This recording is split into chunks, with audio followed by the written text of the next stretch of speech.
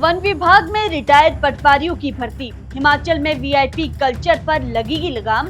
HRTC ने driver कंडक्टरों के लिए जारी की एडवाइजरी। इन सब के अलावा और भी बहुत कुछ रहेगा इस बुलेटिन में। आप देख रहे हैं इनॉक्स न्यूज। तो आइए जानते हैं अब तक की बड़ी खबरें।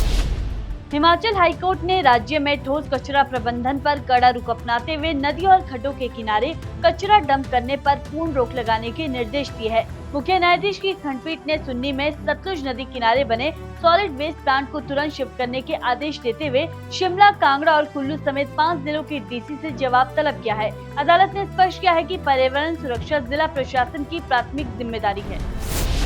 गंभीर आर्थिक संकट से जूझ रही हिमाचल सरकार ने प्रशासनिक खर्चों में कटौती के लिए एक अधिकारी एक गाड़ी नीति लागू करने का बड़ा फैसला लिया है। इसके तहत एक से अधिक विभागों का प्रभार संभाल रहे अफसरों से अतिरिक्त सरकारी गाड़ियां वापस ली जाएगी। सरकार का मानना है कि इससे ईंधन, मरम्मत और चालकों के वेतन पर होने वाला बेवजह खर्च का बोझ खत्म होगा।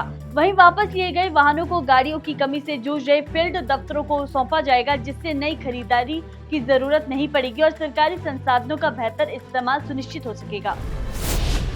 हिमाचल प्रदेश वन विभाग के वन्य प्राणी विंग ने धर्मशाला सर्कल के तहत हमीरपुर और चंबा मंडलों में भूमि संबंधी कार्य के लिए एक रिटायर्ड पटवारी की नियुक्ति करने का फैसला लिया है। इच्छुक अभ्यर्थी 10 अगस्त तक आवेदन कर सकते हैं। वहीं चयनित उम्मीदवारों को 40,000 रुपए प्रतिमाह फिक्स मानदेय मिलेगा। आवेदन के लिए अधिकतम आयु 65 वर्ष तय की गई है और कम से कम 5 वर्ष का राजस्व विभाग का अनुभव अनिवार्य होगा। साथ ही आवेदन के साथ मेडिकल फिटनेस प्रमाण पत्र भी जमा करना होगा।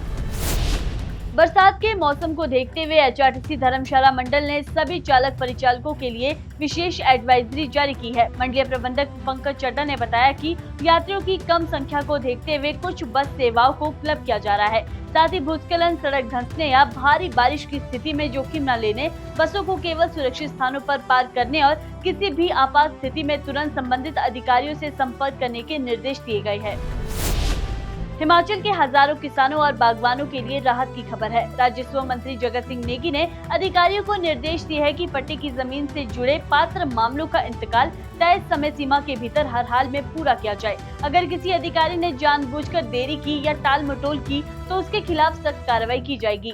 वहीं सरकार का ये फैसला ऐसे समय में आया है जब प्रदेश के कई परिवार पिछले 50 वर्षों से अधिक समय से पट्टे की जमीन पर खेती बागवानी कर रहे हैं, लेकिन अब तक उन्हें कानूनी मालिकाना हक नहीं मिला है। इसी बीच मंत्री ने जिला शिमला के कोटगढ़ थानादार और भुट्टी क्षेत्र से आए किसानों की शिकायतें सुनने के बाद अधिकारियों को लंबित इंतकाल मामलों को जल्द निपटारा करने के निर्देश दिए हैं। हिमाचल में भांग की खेती को मंजूरी मिलने के बाद सरकार ने लाइसेंस, निवेश और टैक्स का पूरा खाका तैयार कर लिया है।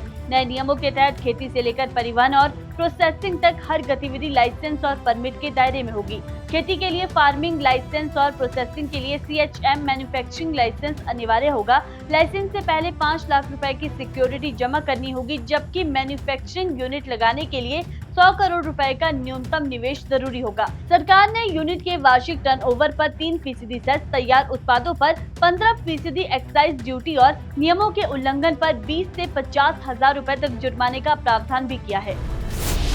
हिमाचल में लगातार हो रही भारी बारिश और भूस्खलन से जनजीवन प्रभावित हो गया है। चंबा में पठानकोट भरमौर राष्ट्रीय राजमार्ग पर खड़ा मुख के पास हुए भूस्खलन के दौरान चमेरा 3 डैम साइट पर काम कर रहे करीब 25 कर्मचारियों ने समय रहते भागकर अपनी जान बचाई, जबकि 3 कर्मचारी मामूली रूप से घायल हो गए। वहीं शिमला के लोअर पंथा घाटी में भूस्खलन के खतरे को देखते हुए एक फ्लैट और एक मकान खाली करवा दिया गया है। वहीं मौसम विभाग ने 28 और 29 जुलाई को कई जिलों में भारी से बहुत भारी बारिश का अलर्ट जारी करते हुए लोगों से सतर्क रहने की अपील की है।